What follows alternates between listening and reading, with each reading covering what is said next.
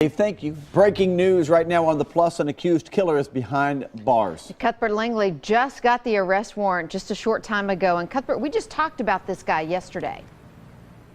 Amy, we did. The grand jury finally indicted this suspect. That's when police released his name to us. We're talking about 18-year-old Darius Clift. And early this morning around 1:30, that's when he was booked here at the jail at the Criminal Justice Center. Let's take a look at his mugshot. Police have charged him with 1 count of first-degree premeditated murder, as well as 3 counts of aggravated assault with a deadly weapon, as well as a probation violation. This all stems from a September 22nd murder of 25-year-old Nathaniel Moore. You're taking a look at the scene back there in September. What police say is that he targeted the victim. The victim was sitting in a car with relatives when Clift walked up, started speaking with him, then fired multiple shots at Moore before running away. He had not been seen since. Moore was rushed to Vanderbilt Medical Center, where he was pronounced dead later that day. Now, detectives are saying the reason they're charging him with premeditated murder is because they had an ongoing dispute. So they're claiming that Clift actually targeted this victim. So that's why you're looking at that first-degree murder charge. This arrest still so fresh, though, that he has not faced a judge to get a bond amount for those charges. We are closely following those developments to see when that could happen. And guys, get this. This man has had a lengthy rap sheet. In fact, he was charged with robbery and aggravated robbery just 2 weeks before this September murder. So no doubt some good news this morning that this alleged murderer is off the streets. Reporting live here at the Criminal Justice Center, I'm Cuthbert Langley, News Channel 5 HD. Cuthbert, thank you. McGavock Pike between Elm Hill Pike and Lakeland Drive still closed after several water main breaks. We first broke that news to you yesterday morning. Several residents and some businesses were without water for a few hours. Repairs to the section of McGavock Pike, it should begin a little bit later this morning. Water was supposed to have been restored to everyone, though, last night. All right, and authorities need you to take a good look at the screen. See this fella? Devontae Brooks is his name, and he is wanted on aggravated robbery charges from last February. Police say he was part of a holdup of a couple of guys at the Hickory Hollow Place apartment complex. If you have any idea where Devontae Brooks may be, call Crime Stoppers at 744-CRIME. You could earn yourself some money. Tony Williams is still missing this morning. He's 43 years old and last seen at a home on Rodney Street in Gallatin Monday night. Police say he is on medication for depression. He might be a danger to himself without that medicine. He could be riding, they think, a black or maybe navy blue mountain bike. Should be pretty easy to spot. Call Gallatin PD if you have any idea where Tony Williams may be. Well, we are also learning some new information this morning about those teens from Kentucky who went on a crime spree. Now, the teen's mother, the girl in this case, her mother has been accused of picking her up the day she disappeared with her boyfriend. The Bonnie and Clyde couple still being held in Florida right now, awaiting extradition to Kentucky. Cheyenne Phillips's father, Sean Peters, has custody of her, and he says Sherry Peters has been recently talking and seeing their daughter despite having no custody or visitation rights. Sherry now faces custodial interference charges. Cheyenne and her 18-year-old boyfriend Dalton Hayes are accused of evading police for 2 weeks while racking up a number of criminal charges. And there are now some new questions being raised in, of course, this Vanderbilt rape case. How could nearly half a dozen people ignore obvious signs that this girl had been abused?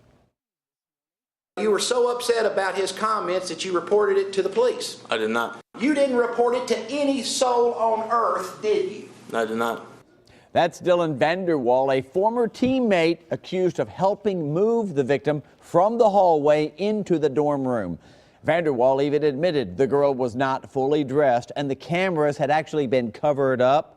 The other witnesses that took the stand yesterday knew Brandon Vandenberg well. Miles Finley right there grew up with the defendant. He received the graphic videos and sent texts back to Vandenberg after the alleged attack. You were giving him direction on that night, telling him what to do, weren't you, Mr. Findley? Don't look at him. Look up here at me. Why are you looking over there? I'm over here. Who are you looking at? Are you trying to get an answer from somebody over here? Sir, could you please calm down, because I'm not yelling at you. Finley says Vandenberg flew out to California, took his phone, smashed it, and then threw it into a lake. The alleged victim was in court again for the trial yesterday. It's reported that she appeared exhausted, at times leaning her head against the wall for support.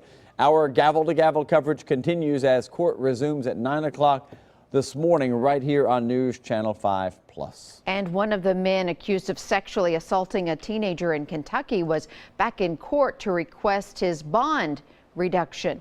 The judge already lowered Tyler Perry's bond once to $200,000.